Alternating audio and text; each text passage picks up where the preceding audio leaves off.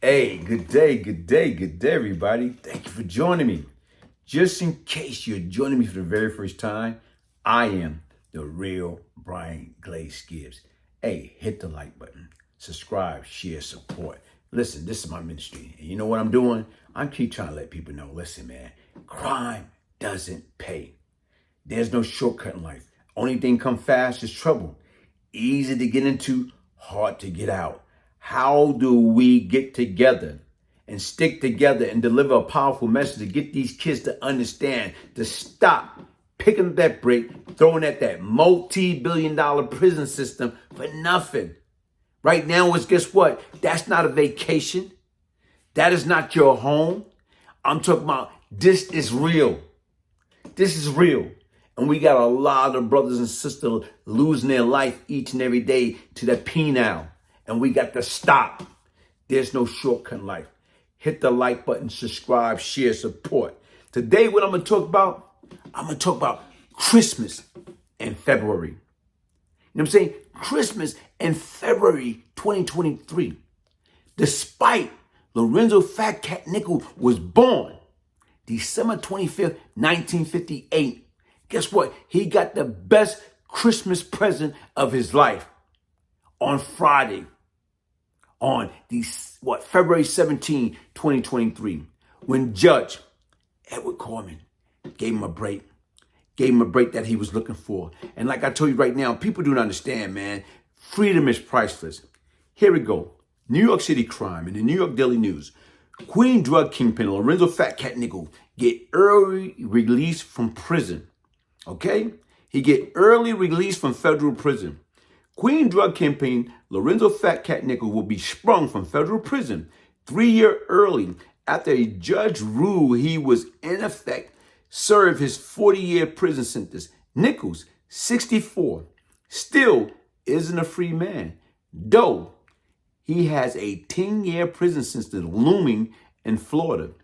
He pleaded guilty in 1992 to arranging the murder of parole officer Bryant and killing two others, including his ex-girlfriend, receiving a $25 life state sentence and a concurrent 40-year federal sentence. He also was linked but never charged to the slaying of NYPD officer Edward Burns, 22, who was executed while sitting in his patrol car in South Jamaica, Queens in February 1988. Brooklyn Federal Court Judge Edward Corman made no specific remark in his Friday ruling about Nichols' health, or whether he thought the murderous kingpin was a reformed man. Instead, his ruling focused on how Nichols didn't get credit for the 4 years he spent in state prison before Corman sentenced him in 1992.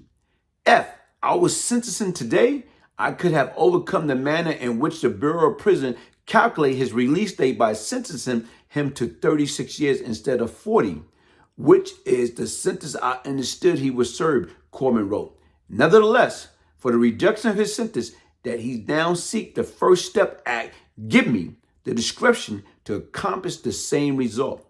That criminal justice reform bill received bipartisan support in Congress and was signed into law by then President Donald Trump in 2018.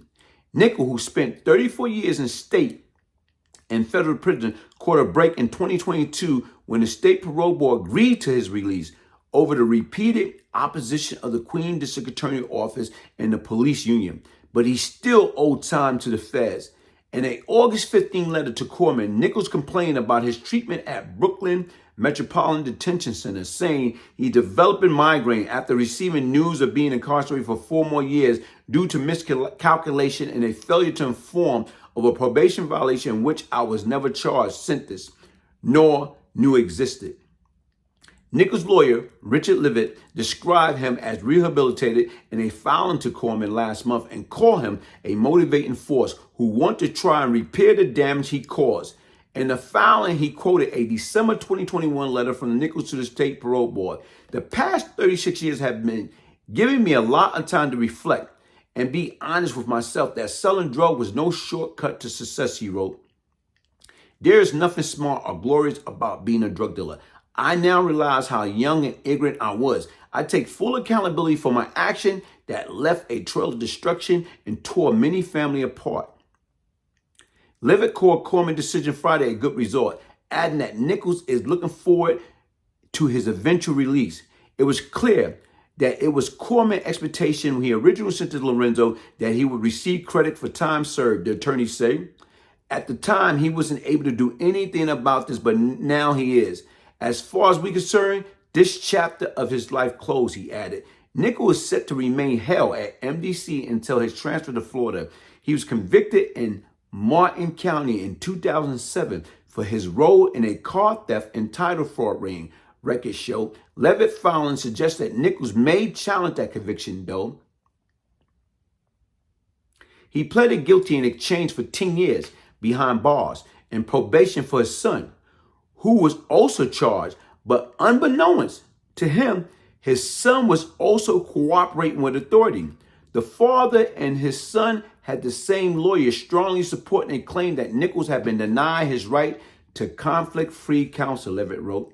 Federal prosecutor objected to Nichols' release, notwithstanding his migraine and other unspecific health issue.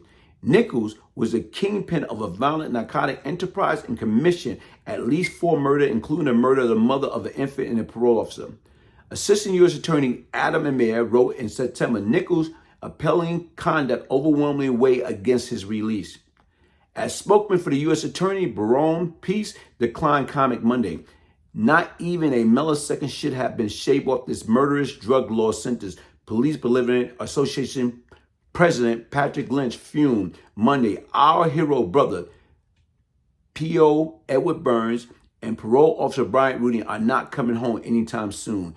This cop killer must not be sent home ever.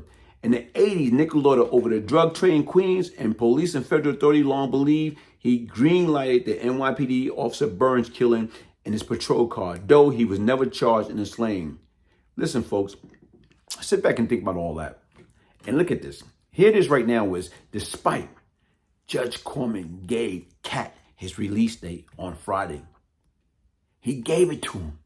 But look, right now, it's like Christmas in February.